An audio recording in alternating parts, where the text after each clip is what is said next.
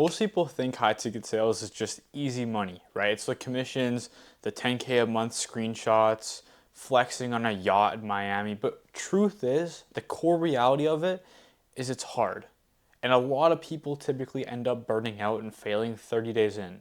So in this video, I'm going to be going over exactly how to avoid that and what it takes to become successful in high ticket sales. So why most people fail in high ticket sales in the first place? Well, it actually comes down to three different things, and we're going to go over everything, but I want to start with mindset and why that's the most important. If you have the wrong mindset going into high ticket sales, everything will be off balance. You will not succeed because at the end of the day, anything to do with sales is going to be a mindset game. You're going to face days where it's hard.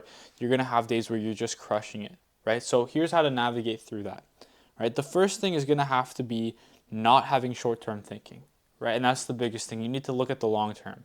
If you're looking at the short term and you just see everything right in front of you as it is, you're not going to make it far because at the end of the day, like, you need to plan your whole career out and make sure that everything is in your hands and you can kind of control your actions, if that makes sense. And the way you can start by doing that is avoiding wanting 10K habits before actually building them, right? So a lot of people get into high ticket sales and they're like, I want to make 10K a month tomorrow, the next day. But in reality, you aren't the person that deserves to make 10K a month. You couldn't even handle the schedule to make 10K a month, right? Or 100K a month, whatever your goal is, you don't have the ability to handle all that pressure. Because in reality, it's a lot of work to actually reach that goal, whether it's 10K, 100K, a million a month. It doesn't matter. It's going to have to take building those habits in the first place.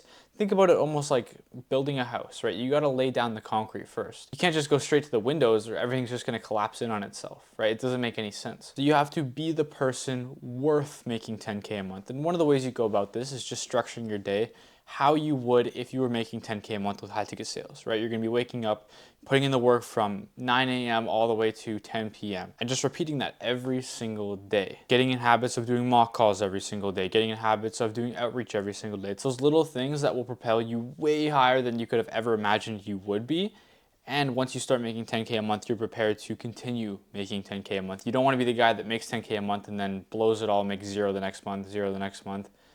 Just don't want to be that guy. Now, everyone thinks that sales is easy. You hop on a call. In the movies, you're literally like playing golf. You just close a couple deals while you're on the golf course with the boys, but it's not like that whatsoever.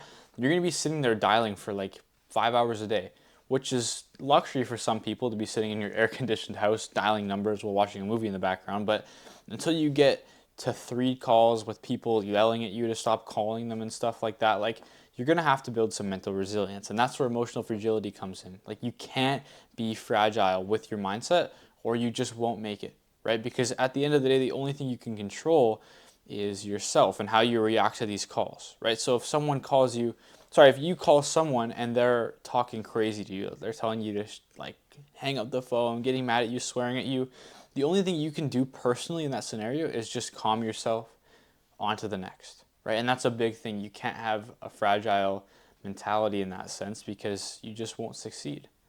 Right? You're going to face that a lot. So for you to go forward, make sure you toughen up. Because what this leads to is just quitting after the first week. If you go into it expecting to have, 10 bookings a day with no hardship in between and you're just sitting there maybe dialing for like an hour, you're going to end up quitting because you're getting into it with like different expectations as to what it actually is, right? You're getting into it with a fragile mindset. You need to go into it expecting the worst. Expect every single call to be someone yelling at you to hang up and take you off their list or whatever it is.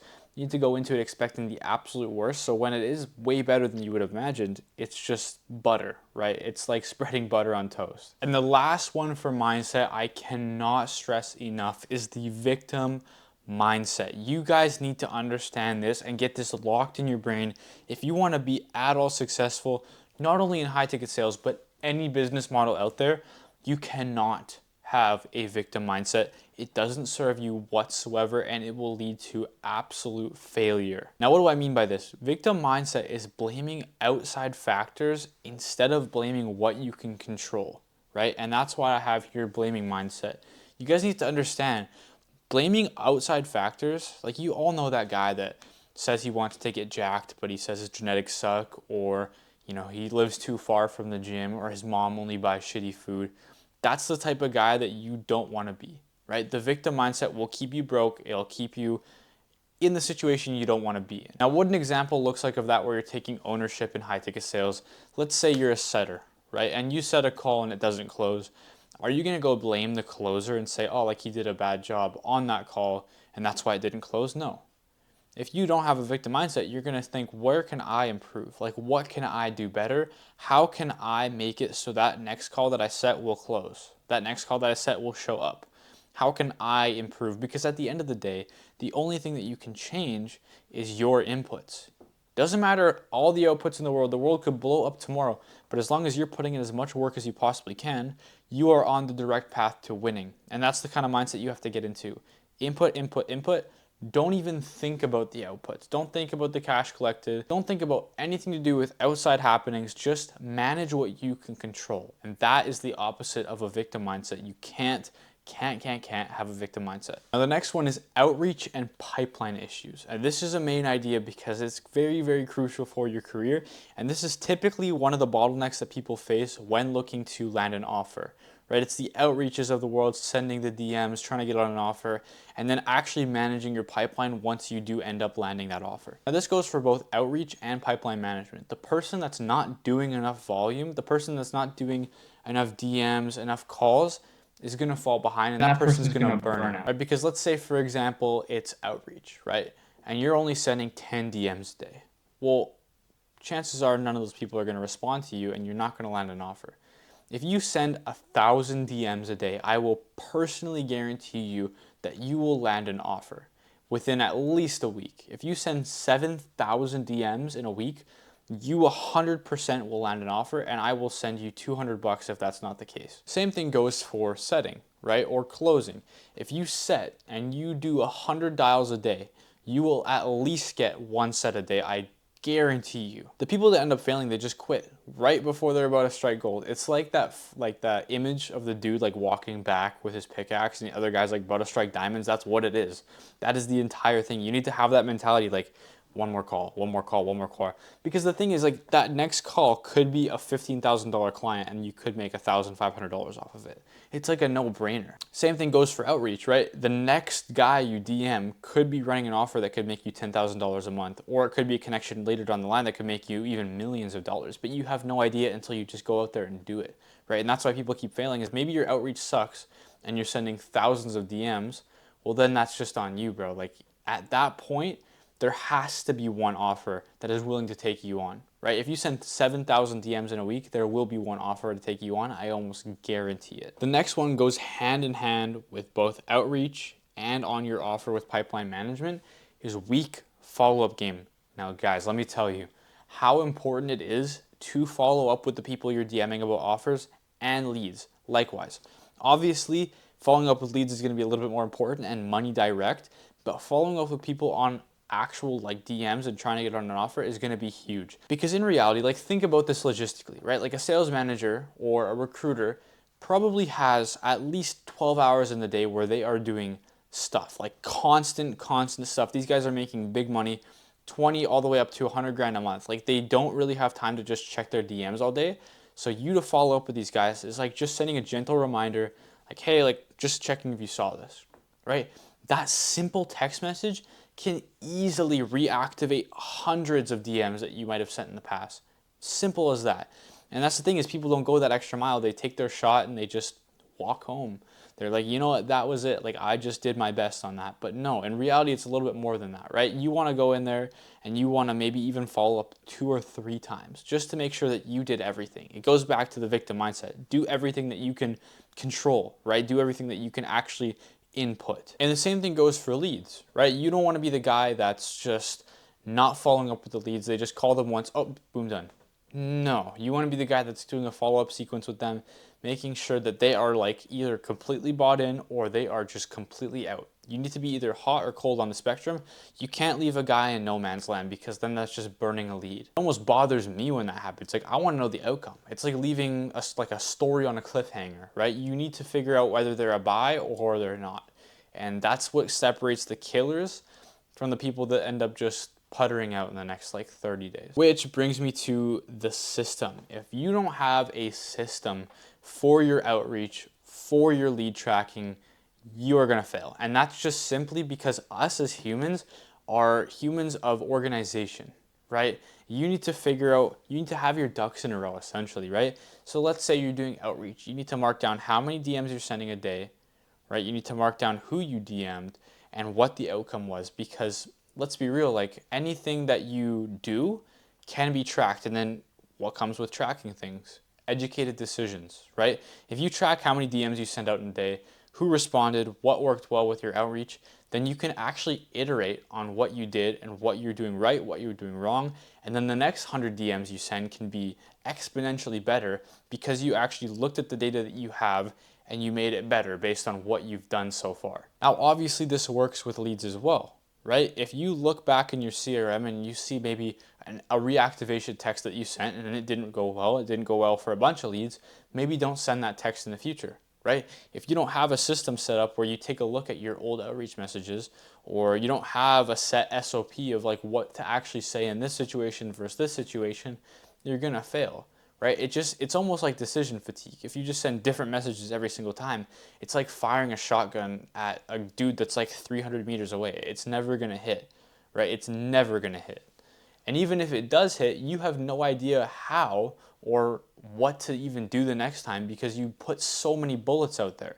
It's just impossible to tell. Which brings us over to offer and skill mismatch, which is a big thing for people failing and a big thing for burnout, right? Because if you're a guy that just really, really loves AI, like extremely loves AI, but you know nothing about fitness coaching and you're placed on a fitness coaching offer, well, chances are you're not going to have the conviction and you don't have the match to these offers and sometimes even the offer owners to go on with it, right? You're going to be demotivated. You're going to be that guy that just does the bare minimum to get by because you don't really care about what they're selling. It doesn't really change anybody's life for you.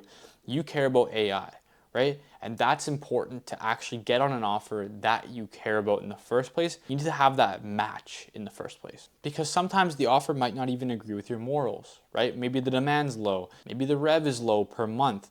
That's the type of things you have to think about when trying to land your offer. Or even if you're on an offer right now, that's the type of things you need to think about long-term, going back to that long-term planning. Which brings me over to skill gap. Now you guys need to understand, like we were talking about with volume, like you can do as much volume as possible, but like I mentioned a little bit earlier about iteration, that's going to be one of the biggest things as well with skill, right? You need to understand that you could fire off 1,000 DMs or you can call 1,000 people, right? 10 of those people were 100% going to close, and that's just how it is. That was the statistic. You could literally put a fire alarm in front of them and just say buy, and they would buy. That's the type of people, though, those 10 people are out of the 1,000, right? Where the real skill comes in as a salesman is being able to turn, the extra 9,990 people into yeses from their original no's. Overall, you just need to be prepared with any question that the lead actually brings you, right? Because if you have weak communication, weak tonality, poor communication skills overall, you're not going to be the guy that gets the sale. You're going to get the no, and you're going to be stuck with those 10 people out of 1,000, right? The 10 people that are already going to buy. Now, these things are all fixable, right? These are things that if you put in the work over time with a proven framework, a proven mentorship, you can go over those daily, right? With the practice methods that we mentioned and just lock in, right? 8 hours a day of work, get to that 10K a month habit, and you will exponentially see so much growth. Once that skill catches up to your offer, or even if your offer catches up to your skill, you will become a killer. And there is no burning out when that happens. Which brings us over to no network and placement access, which is always going to be the biggest struggle for people looking to get on an offer, especially if you have that skill, right? If you've put in the 8-hour days and you've had the framework, you have the script down, you've done tons of mocks, you kind of understand what questions to ask, why you're asking those questions in the first place, your tonality's dialed, but you just can't get on an offer, you're gonna see a decline in interest over the next 30 days because typically it is really hard to get on an offer, right? You're gonna have to send thousands, if not tens of thousands of DMs to actually land a solid offer that's worth spending time on, especially full time on. And that's the type of thing people see, they can't find a good offer.